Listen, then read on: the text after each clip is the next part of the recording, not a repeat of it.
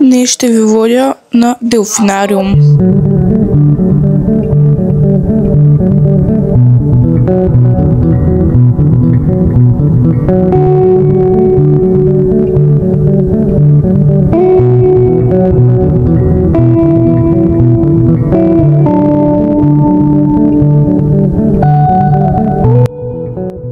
Днес ще взема с мен да ходим на делфинариум. Колко е часа? Не знам. 10:30 почти. Чакам да мога да се оправя, да се гримирам набързо. Така. Сега. Къде да сложа тази камера? Перфектният сетъп. Добре. Сега. Закачвам си микрофона да мога да започна да се оправям. Така.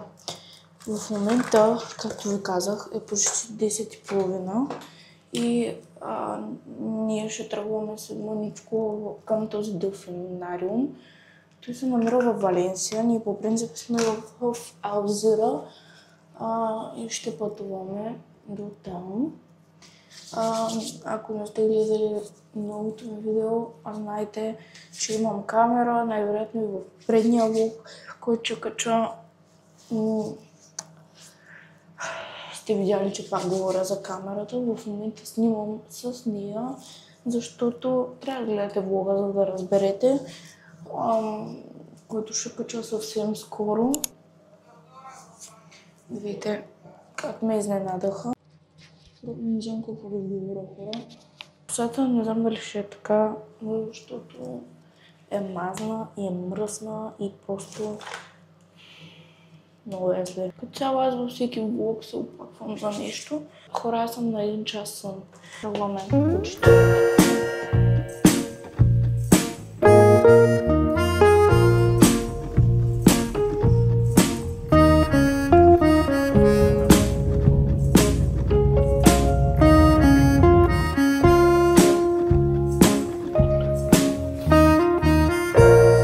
Пристигнахме, грима ми стана много як, между другото.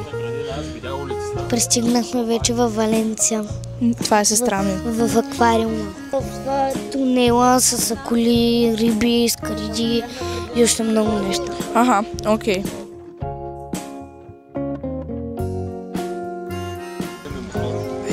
Малека ще да спъна да се пребия.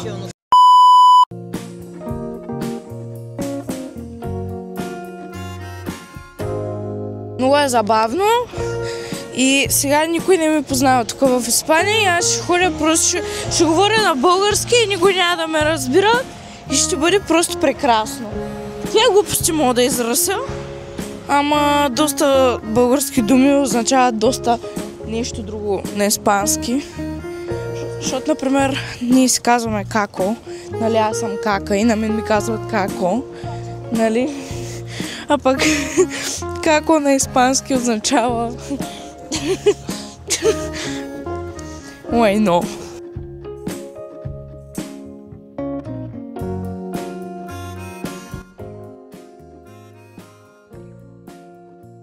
Минахме, успяхме да вземем билети и продължаваме сега към делфинариума. Ще снимам навсякъде, където мога, ама... Здравейте! И сестра ми продължава да е такова, тя ще превземе някакъв влог някога. И тогава... Ама тя е много готин човек. Много я обичам. Кажи някаква шега. Един път един отишъл в един ресторант и каза... Няма нужда това да го казваш. Палмите и нещата тук просто са много яки. И тук сега какво е? Това е... Вече какво е? Аквариума във Валенсия, окей. Тиваме да видим делфините, хората ме гледат много странно, обаче на мен не ми пука. Особено. Обаче ние ще изпуснем делфините, делфинариума. Нали, просто да гледаме делфини. И това е. Наистина не ми пука особено как ме гледат хората. Сега ви обръщам просто да гледате напред какво се случва, за да мога да ви говоря и да ви обяснявам, въпреки че аз не знам къде отиваме и какво се случва. Само знам, че в тази сграда мисля, че е делфинариума и трябва да се качим по онези стълбички.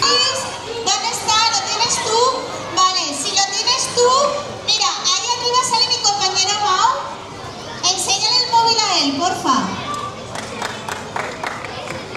Sí, vale, pues tenemos ganador. Fuerte aplauso por ahí arriba.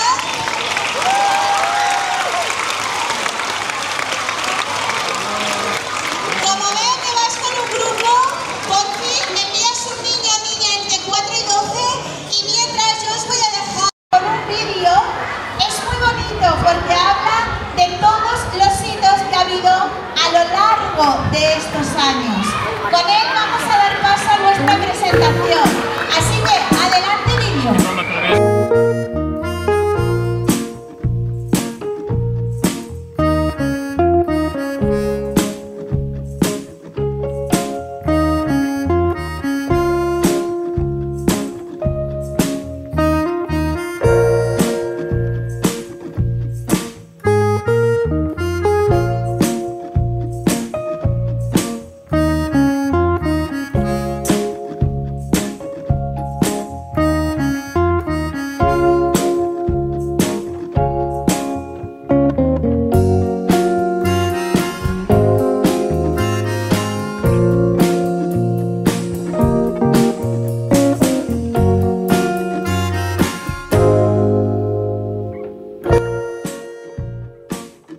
Приключихме с делфините. Отиваме да гледаме костенурки и други такива неща.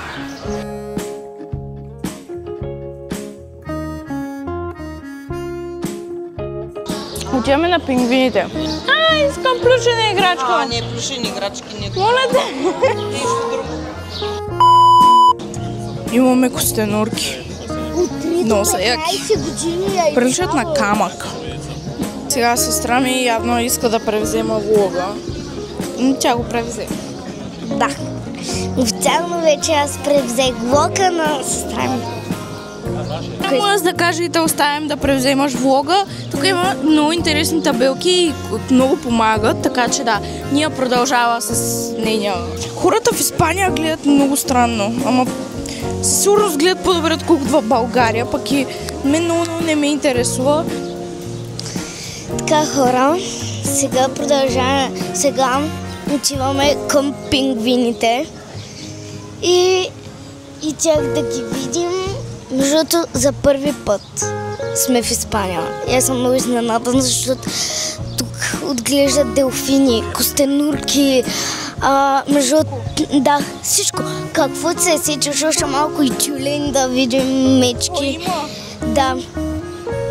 Сега чакаме нашата компания да дойде, защото са мега бавни. Мега бавни като костенурки. Стигнахме вече до залата с пингвините. И със сигурност вътре може да е студено, защото пингвините живеят на студено. Ето я залата. Ето е сестра ми, която вече е малко отчаяна. Кога сестра ми приключва тук, аз продължавам да си водя моя си влог. Не.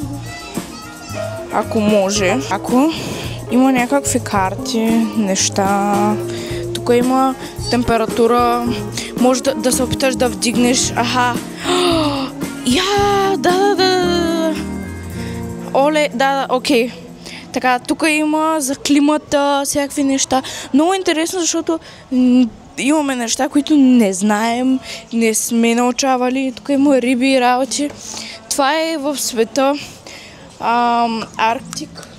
Ето, госпожата ми по география ще бъде много очарована, че съм тук и че се обогатявам по география. Сега сме при крокодилите и сега ще ви го покажа. Ето ги. Ето. Много забавно с тази камера и този микрофон. Дръж камерата по-далече, за да се вижда цялата глава. Here and to get my camera in my hand again.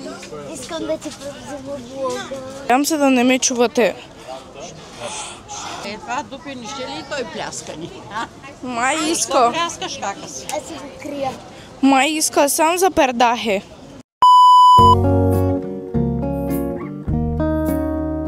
Седем процента запълнени са хората вътре.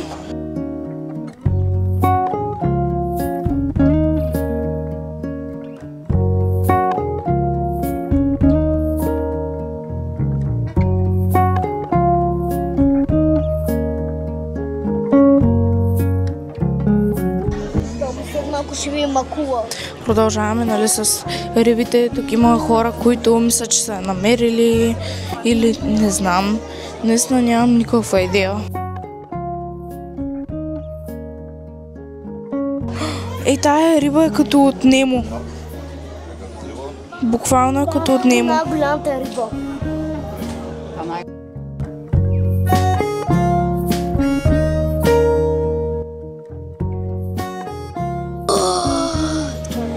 Това е скандално. Ето. Ето. Край.